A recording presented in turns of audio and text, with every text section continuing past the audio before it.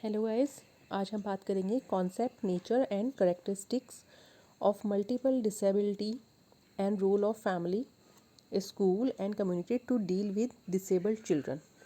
तो हिंदी में बोलेंगे तो विभिन्न विकलांगों की विशेषताएं, अवधारणा और प्रकृति, और विकलांग बच्चों से निपटने के लिए परिवार, स्कूल व समुदाय की भूमिका। तो सबसे पहले हम विभिन्न विकलांग जो हैं उनके बारे में बात कर लेते हैं कि विभिन्न विकलांग का मतलब क्या है एक्चुअली ना। तो विभिन्न विकलांग का अर्थ है कि एक व्यक्ति के पास एक से अधिक विकलांगता है, या जैसे वो बोल नहीं पाता और वो समझ नहीं पाता, और या फिर उसको कुछ फिजिकल डिसेबिलिटी है, इस तरह से। ठीक है। अब बहुविकल्पी भी बोलते हैं हम इसको ना, विकलांगता को, या विभिन्न विकलांग बोल सकते हैं, बहुविकल्पी विकलांग बोल सकते हैं। इसका अर्थ है इसकी सहवर्ती दुर्बलताएं, जैसे मानसिक मंदता, अंधापन, ऑर्थोपेडिक दुर्बलता इत्यादि। अब ये इसके संयोजन से ऐसी गंभीर शैक्षणिक अवस्थाएं या आवश्यकताएं उत्पन्न होती हैं जो किसी एक क्षीणता के लिए विशेष शिक्षा कार्यक्रमों में समायोजित नहीं की जा सकती। समझ रहे हो आप कि मतलब उसको एक से ज़्यादा प्रॉब्लम है। जो हमने वीडियो में देखा, जो मैंने आपको लास्ट नोट दिए थे, उसमें मैंने आपको कई तरह की बताई थी कि कौन कौन सी प्रकार होते हैं विकलांगों के ना। तो आपको शायद याद होगा कि कितने सारे प्रकार थे। गतिशीलता और शारीरिक हानि होती थी, स्पाइनल कॉर्ड था, हेड इंजरी थी, दृष्टि विकलांगता, हियरिंग इम्पेयरमेंट बोलते हैं, जैसे विजुअल इम्पेयरमेंट। तो मनोवैज्ञानिक विकार होते हैं, साइकोलॉजिकल डिसेबिलिटी। तो इस टाइप से हमने पढ़ी थी कई सारी। तो वही सारी चीज़ें हैं, और ये कॉम्बिनेशन में हो जाती किसी के अंदर, तो उसको ही हम मल्टीपल डिसेबिलिटी बोलते हैं। नेक्स्ट है, ये विकलांगता श्रेणी उन शर्तों के संयोजन को शामिल करती है जो एक शैक्षणिक सेटिंग में छात्र को सीखने और सफलता प्राप्त करने की क्षमता को प्रभावित कर सकते हैं। ठीक है गाइस। इसके बाद है, इस विकलांगता की श्रेणी में वे छात्र शामिल होते हैं जिसमें सबसे गंभीर शारीरिक, संज्ञानात्मक और संचारी दोष होते हैं। संचारी मतलब कि कम्युनिकेशन उनके अंदर डिसेबिलिटी होती है, वो बात नहीं कर पाते, समझ नहीं पाते, और साथ ही साथ शारीरिक प्रॉब्लम मतलब फिजिकल प्रॉब्लम भी होती है उनको ना। अब इसकी प्रकृति के बारे में या विशेषताओं के बारे में बात करें तो मैंने यहाँ पे इसके कुछ पॉइंट्स लिखे हैं। विभिन्न विकलांगता वाले बच्चों में विभिन्न विकलांगताओं का समावेश होगा, जैसे हमने अभी बात की, जैसे speech, physical mobility, learning, mental retardation, visual, hearing, brain injury आदि। सेकेंड पॉइंट है, विभिन्न विकलांगी व्यक्तियों के साथ चिकित्सीय निहितार्थ होते हैं जिसमें सेरेब्रल पाल्सी, ऑटिज्म के छात्र शामिल हो सकते हैं। थर्ड है, कई विकलांग छात्रों के पास आमतौर पर उनकी बौद्धिक क्रियाशीलता, अनुकूली कौशल, मोटर विकास, संवेदी कार्य और संचार कौशल से संबंधित विशिष्ट विशेषताएं होती हैं। इसी तरह छात्र अपनी शैक्षिक क्षमताओं में व्यापक रूप से भिन्न होते हैं, सभी जानते हैं, क्योंकि वैसे भी हर एक इंडिविजुअल डिफरेंट ही होता है, तभी हम इंडिविजुअल डिफरेंसेस पढ़ते हैं अपना बीएड में भी। तो उसके बाद है, विभिन्न विकलांगता या मल्टीपल डिसेबिलिटी श्रेणियाँ विशिष्ट तौर परिस्थितियों और हानि की एक विशेष श्रृंखला का प्रतिनिधित्व करती है। मतलब कि ये एक हानि ही होती है। अगर हमारे पास कुछ हमें समझ नहीं आ रहा है या हमारे को फिजिकल कोई प्रॉब्लम है, तो एक तरह की वो लॉस ही है हमारा ना, फिजिकल लॉस, मेंटल लॉस। तो कक्षा शिक्षक के पास कई विकलांगों के साथ काम के अपने कक्षा शिक्षक जो होता है उसके लिए कई विकलांगों के साथ अपने व्यक्तिगत छात्र के बारे में जानने के लिए सबसे बड़ी अच्छी जगह है पिछले मूल्यांकन और व्यक्तिगत शिक्षा कार्यक्रम। अब जो कक्षा अध्यापक है, अब जैसे हम इंक्लूसिव एजुकेशन की बात करते हैं, तो अगर उसकी क्लास में क्लास टीचर है, कोई ऐसा बच्चा है, तो वो उसके जो लास्ट उसके बारे में कंप्लीट रिपोर्ट होगी, उसको देख के और उसके बारे में जान सकता है। अब नेक्स्ट है, छात्र के बारे में सीखने का अगला चरण माता पिता के साथ संबंध बनाना है। अब वो छात्र के बारे में तो हमें पता चल गया। अब उसके बाद उसके पेरेंट्स के साथ हमने बात करनी है, एक रैपो इस्टेब्लिश करना है कि वो हमें भी समझें कि हम उनके बच्चों को सही से रखेंगे।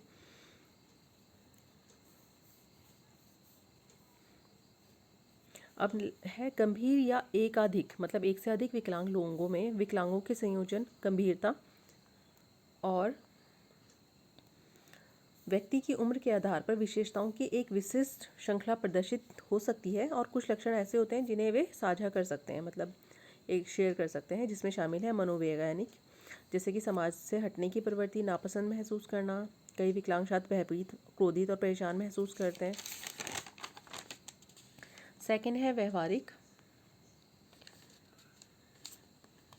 ये लोग थोड़ा सा इनका बिहेवियर अजीब होता है और कम हताशा को और आवेगी व्यवहार प्रदर्शित करते हैं। पारस्परिक संबंधों को बनाने में कठिनाई होती है।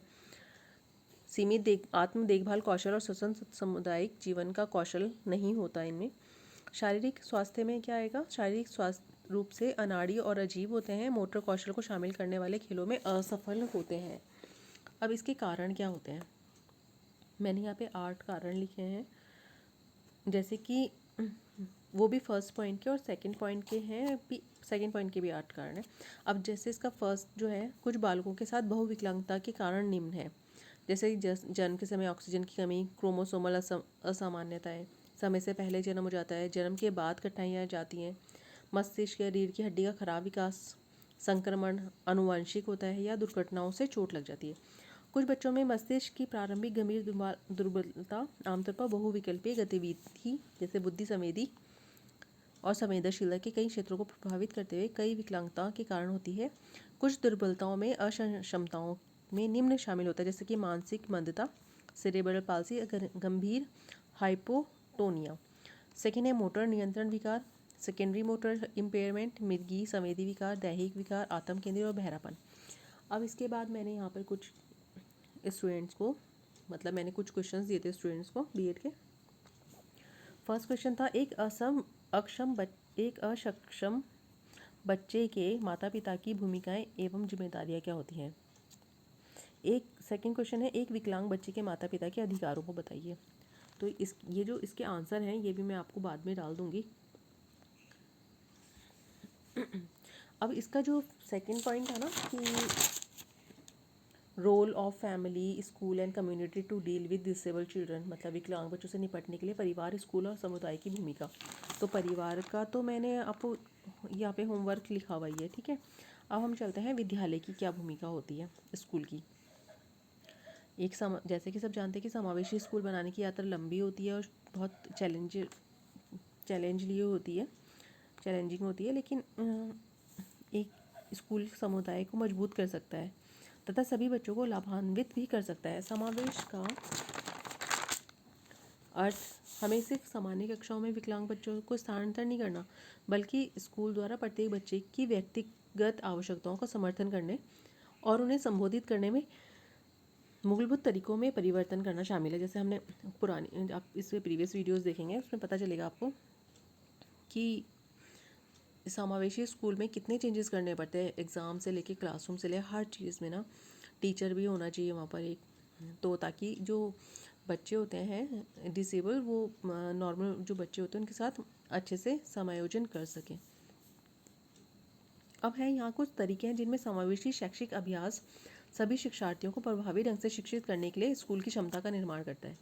अब मैं इसमें आपको ना सब हेडिंग्स बताऊँगी, ठीक है, और बाकी आप इसमें से नोट्स लिख लेना। सबसे पहला है विभेदित निर्देश छात्रों की व्यवस्था को बढ़ाता है। सेकेंड है एकेडमिक समर्थन, प्रत्येक छात्र को पूर्ण पाठ्यक्रम तक पहुंचने में मदद करता है। थर्ड हेडिंग है व्यवहारिक समर्थन, सभी के लिए एक सकारात्मक सीखने के माहौल को बनाए रखने में मदद करता है। फोर्थ हेडिंग है विविधता के लिए सम्मान, सभी के लिए एक स्वागत योग्य वातावरण बनाता है। फिफ्थ है समावेशी अभ्यास विद्यालय के संसाधनों को प्रभावी उपयोग करते हैं।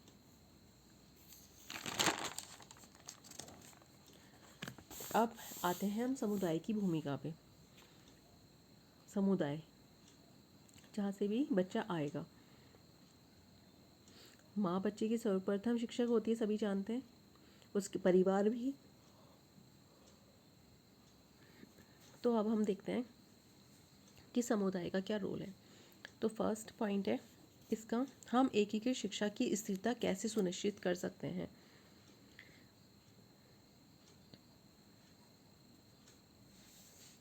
तो इसमें हमें ना सारे हितधारकों को लेना पड़ेगा इस पॉइंट में। जो बच्चों की स्थिर जैसे एकीकरण की हम बात करते हैं ना एजुकेशन की, तो इसमें कौन कौन से बच्चे और हितधारक आ सकते हैं शिक्षा में ना। जैसे दृष्टिबाधित बच्चे आ सकते हैं, नेत्रहीन आ जाएंगे, उनके परिवार आ सकते हैं, रिश्तेदार और सामुदायिक सदस्य हैं, स्कूल शिक्षक, प्रधानाचार्य और छात्र हैं, और समावेशी कार्य चलाने वाली एजेंसियां एवं समावेशी शिक्षक। उसके बाद है राज्य सरकार एवं स्थानीय प्रशासन आ जाएगा। फिर है अन्य क्षेत्र जैसे परिवहन, स्वास्थ्य, शिक्षा, सामाजिक न्याय आदि, ये लोग आ सकते हैं। उसके बाद नेक्स्ट पॉइंट है सामाजिक एकीकरण। थर्ड पॉइंट है परिवार को प्रशिक्षण एवं सहायता।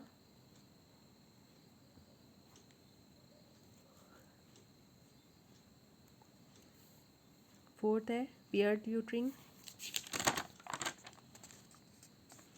फिफ्थ है सामाजिक एनिमेटर्स का निर्माण। सिक्स पॉइंट है नियमित कक्षा शिक्षकों को प्रशिक्षण देना। और सेवन्थ पॉइंट है समुदाय को प्रशिक्षण देना। तो ये था रोल समुदाय का कि क्या भूमिका होनी चाहिए बच्चों से डील करते समय। तो आई होप गाइज आपको वीडियो अच्छा लगा होगा। मेरे चैनल को सब्सक्राइब कर देना प्लीज़। और मैं आपको ऐसी नोट्स प्रोवाइड कराती रहूँगी। Thank you so much guys.